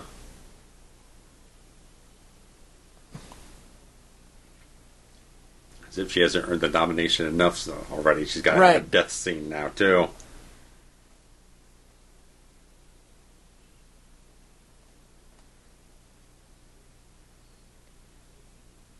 Now, is the indication here that she's having a heart attack? Yeah, I think so. I believe that's the implication. Okay.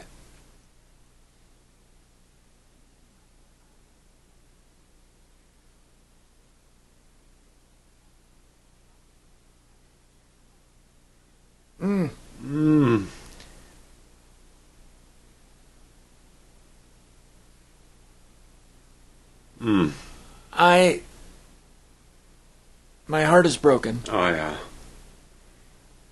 You just get this character up to the nth degree of just having the most...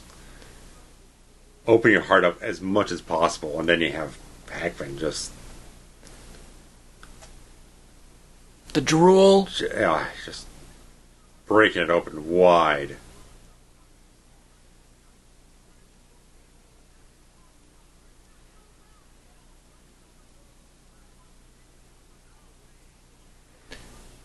Yeah, what's her name there on the right? She's just... Linda. Yeah. She's the worst, right? You can tell they're the married couple, absolutely. There's no doubt whatsoever. They established that in the first 5 seconds together. You get that bickering banter going off.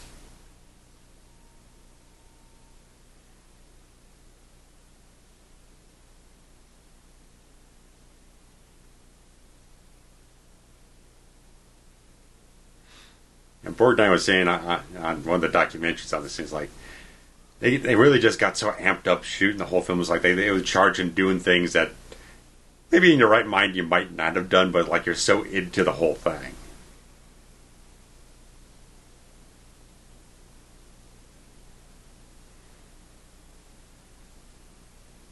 Oof.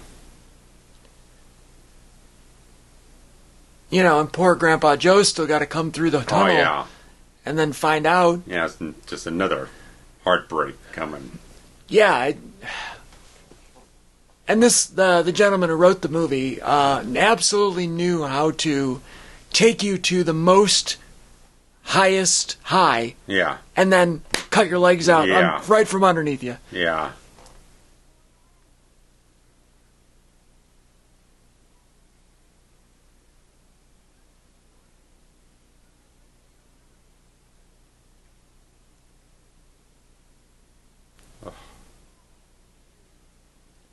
Yeah. Oh.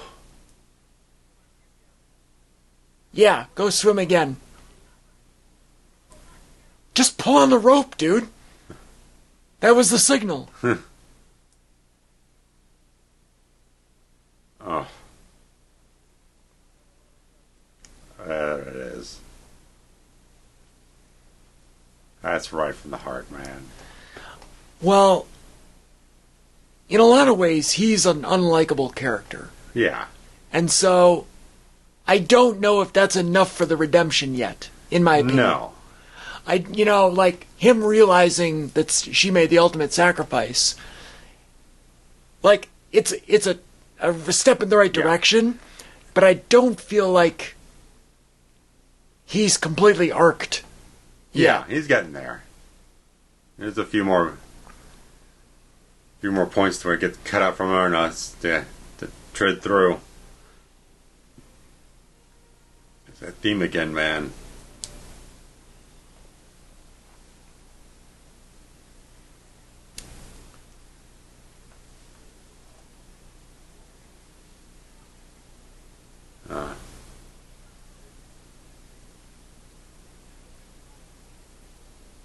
Yeah.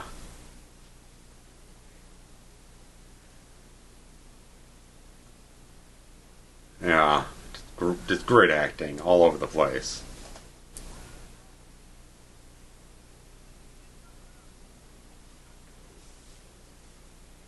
Mm-hmm.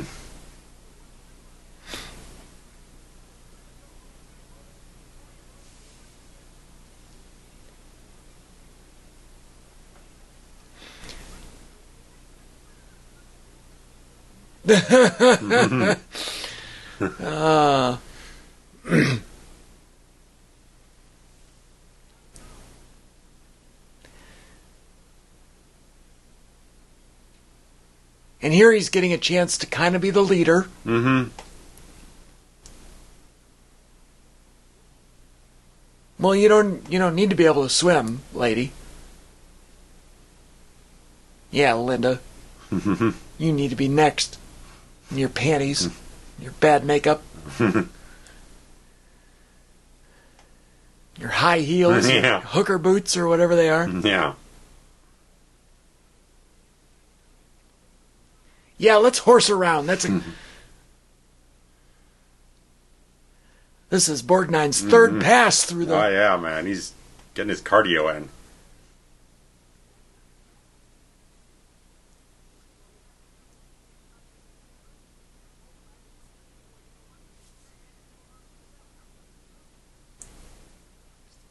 Great stuff here.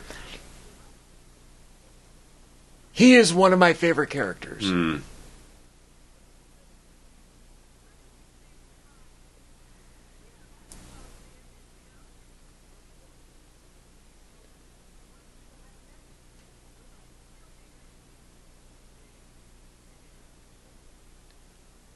Yeah, I'm so pleased with everything that's happening. Yeah. This movie gets a lot of typecasting as just a disaster movie. Yeah. Because again, it launched the whole genre. Then everyone tried to pull it off again and again and again, and a lot of them kind of Irwin Allen got pegged with them, like doing all of them. You know, it was like he only did maybe like 3 more after this or something like that. Did he do Towering Inferno? Towering Inferno, maybe a couple others. He actually did the sequel to this, which I heard is Beyond the Poseidon Adventure. I've heard it's not very good. How could it be? It's got Michael Caine in it. Well, that's that's 2 good reasons. A few other folks. Sally Field's in it. Oh, well. But I've heard it's not good. It's like a bunch of like salvation people and like medical rescue teams show up, and there's like gunfights and other shit going on. No. And they find like treasure in the frickin' place. It's a little on the hokey side, I'd say. But just the fact, I mean, like they churned out probably a good like 8 or 9 films after this, trying to ape off the success of this, and probably because a lot of them aren't very good. They're just, again, the spectacle stuff for the most part. Do you like Towering Inferno? I haven't seen it yet. I've been kind of interested. It's been probably 20 years since I've seen it. Let me know when you watch it. Maybe we can cover it. Yeah, Paul Newman and McQueen. I think that's correct. Yeah, it's got O.J. Simpson. Yes, it does. Unfortunately. But. Well, every once in a while you gotta have a good murderer in your movie.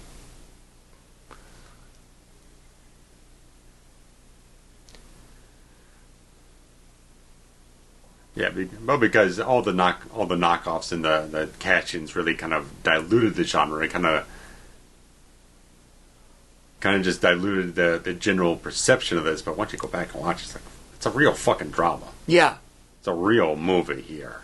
I remember Airport being good. I remember this being the best, and I remember Towering Inferno being fun but ridiculous. Mm.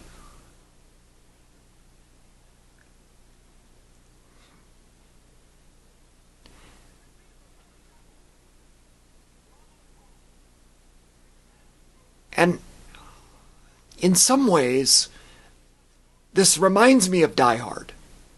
In a way, yeah. And Die Hard's another one that really gets underappreciated and over typecast in the wrong way. A little bit.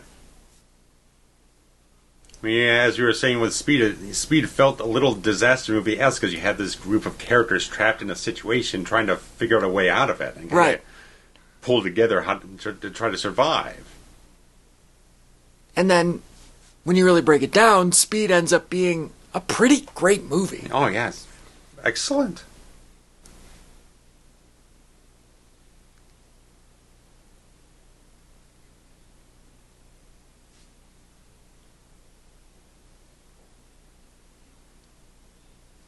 I easily could have seen Hackman getting another nomination off of this thing. He's just as good as he is in anything else he's ever done.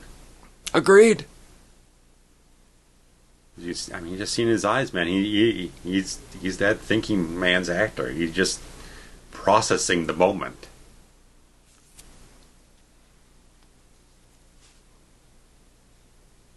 I need to rewatch The French Connection. It's been a minute.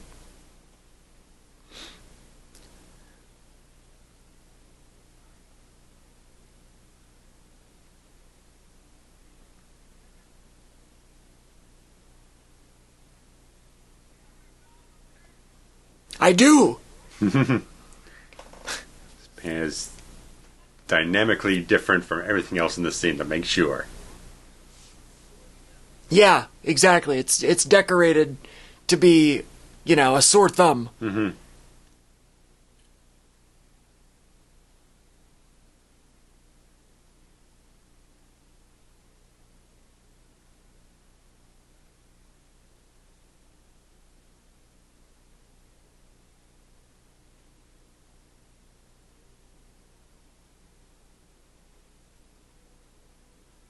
And now we have 7. Mm-hmm.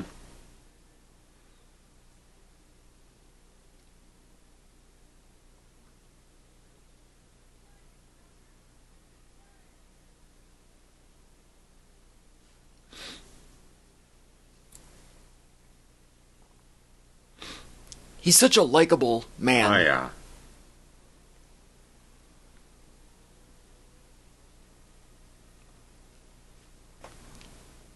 Even Borgnine, who is an unlikable character for a while. He's got the is traces still, of humanity. Right, he's still a likable...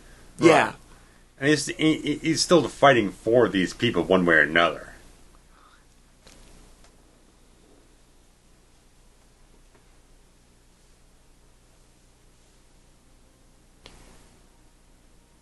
Yeah, they may have different motives, or they may have different... Yeah. Whatever, but they're still... They have the same objective. Yeah, their safety at heart. Same ends, different means. Mm-hmm.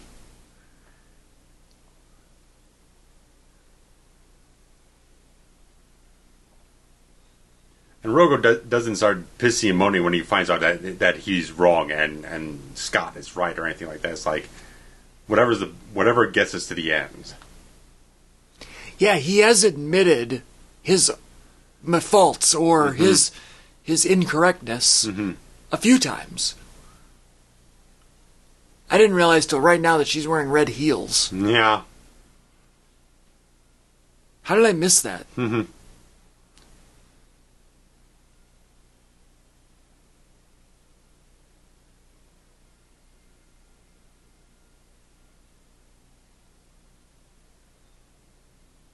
Yeah, catch up, Rosen.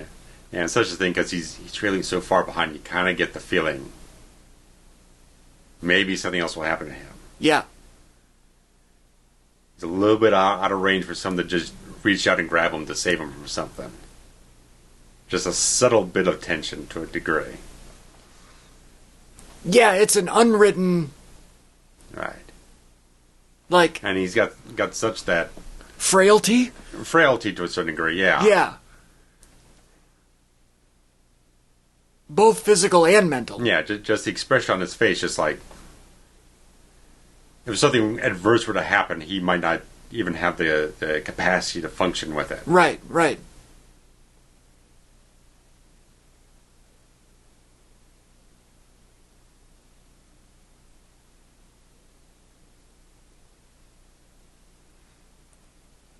I was going to say, well, you got there, now what do you do? Mm-hmm. Old blue eyes?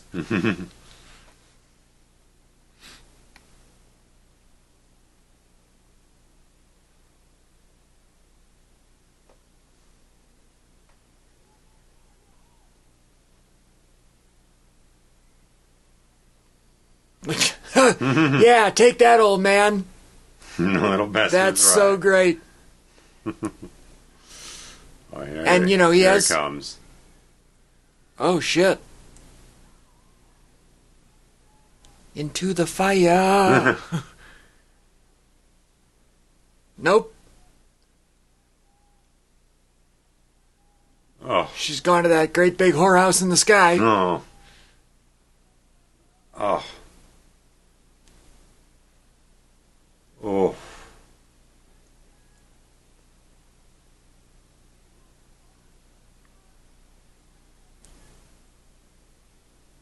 Yeah, it was his fault for sure.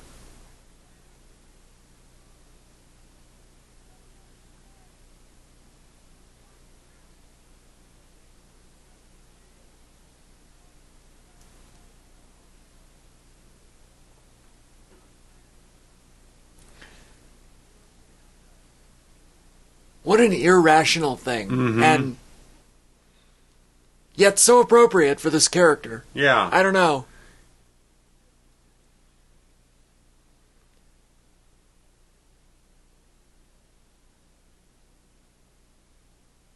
I mean, just the thing that the preacher kept saying, like, get us all out and all this other type of stuff, just like being so certain of everything. That we can all get out of this thing if we just stick together and all this stuff, and there's like just one moment just pulls it out from underneath them.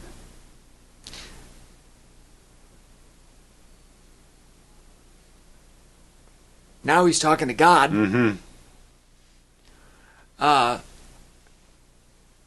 I still don't see any way that we could accuse him for the death of her. Right, I'm just saying in terms of like just every term they're taking is because the Reverend instilled in them this hope that they could all get out. And that's what he's reacting to.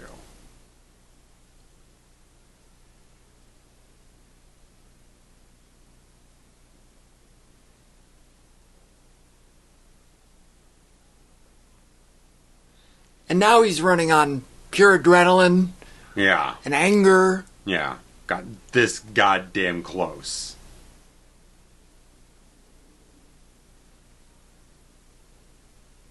And it completely fits with his characters. Like, we've, through our own sheer will, we've gotten this far, and this faith I've tried to believe in just keeps sucker punching us. Right. Won't step in, no matter how hard I believe in anything. So now, once again, he's got to take it upon himself to just get them the last step forward.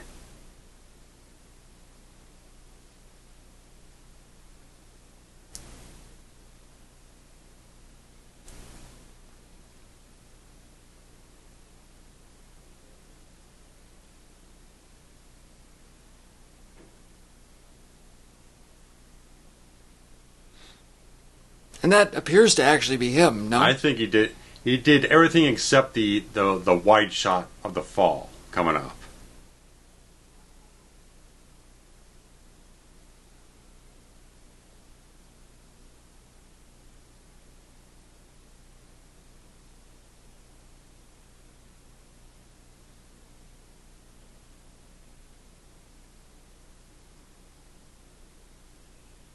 That there? Yeah, that. That's the stunt guy.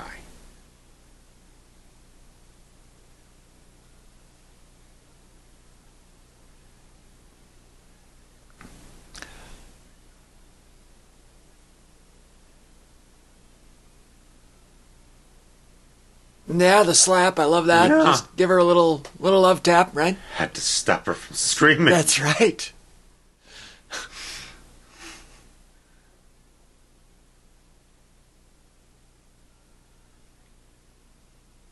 And the Reverend, like, passing the torch and saying, like, all right, you wanted to lead, go ahead, do it. Yeah. And showing that even then is like he knows that he has it, Rogo has it within him to get them there. He's always had that. He just maybe had the wrong idea because he didn't like being ordered around and stuff like that, so he's almost being contrarian out of spite. But he knows that Drogo's got the willpower and all that type of stuff to move them forward to the final salvation.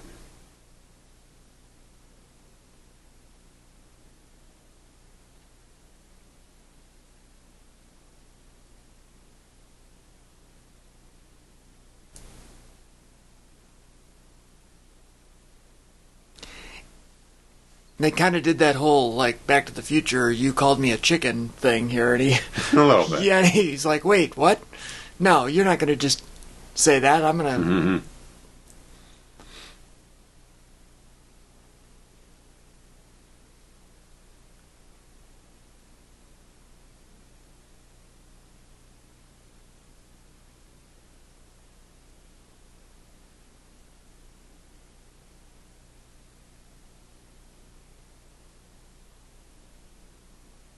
Why would the crank be above the door? I was kind of wondering that.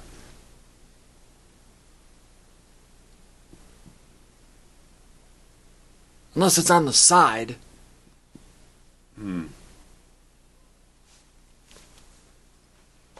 It might be the way that the ship is tilted or something. Yeah.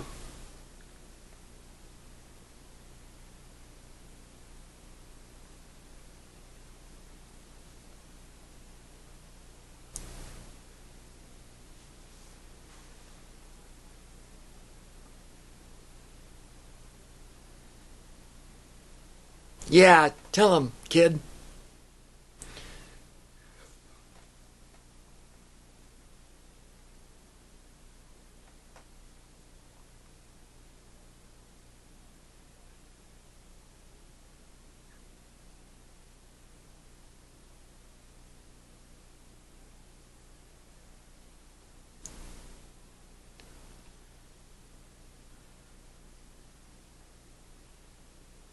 Yeah, bang, bang.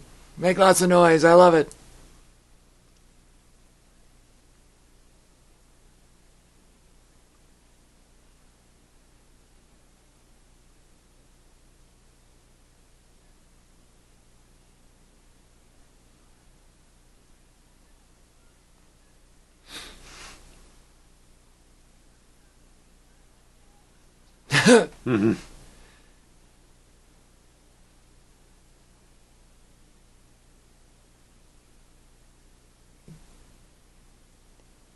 Even it's hard to believe, as a viewer that like there's actually hope at the end, after everything they've gone through. Right.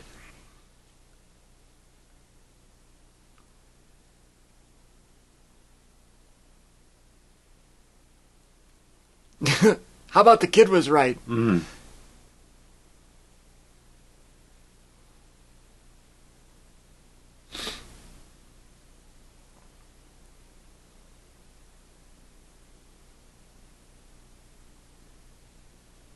The look of unbelievability.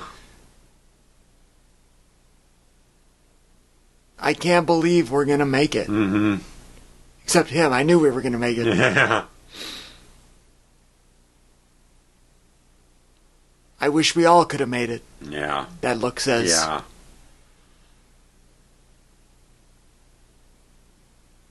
And everything is right on brand with everybody.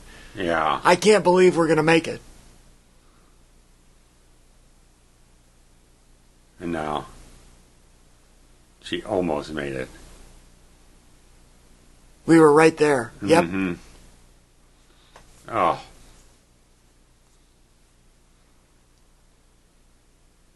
It feels so much like an actor's movie.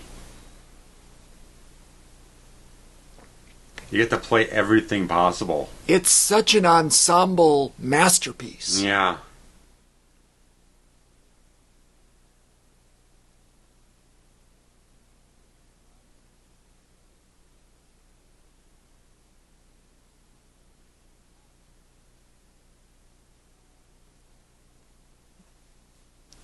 Bows underwater.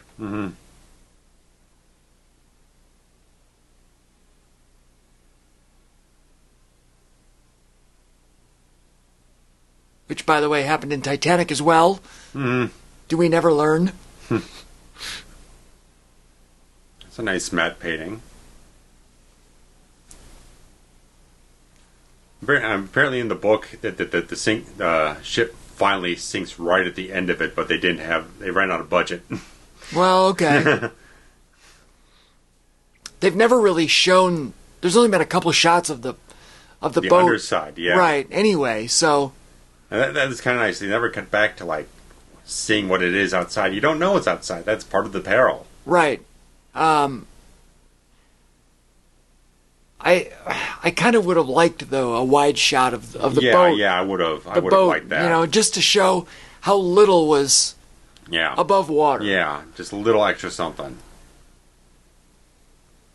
Orchestration, Alexander Courage, the guy who actually composed the original theme for Star Trek.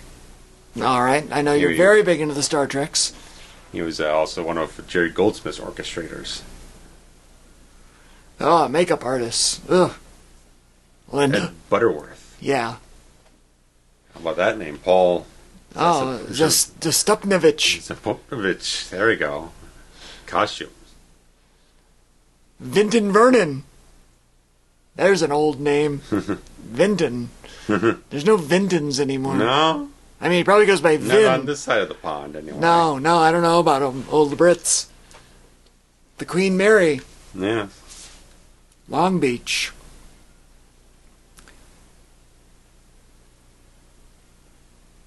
Look at those short credits. Yeah. Love it. 1972. If only Cabaret and The Godfather hadn't come out, this might have had a chance, right? Yeah. The Cabaret, I believe, still holds the record for the most wins without winning Best Picture. Oh. It won like 8 Oscars and then lost Best Picture. Oh. So, sorry, Cabaret. Yeah.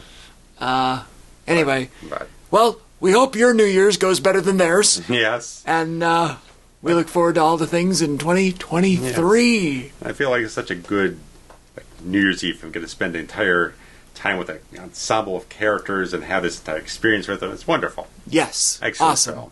So, guys, thanks for joining us, and we'll be back with other great stuff. Cheers. 2023.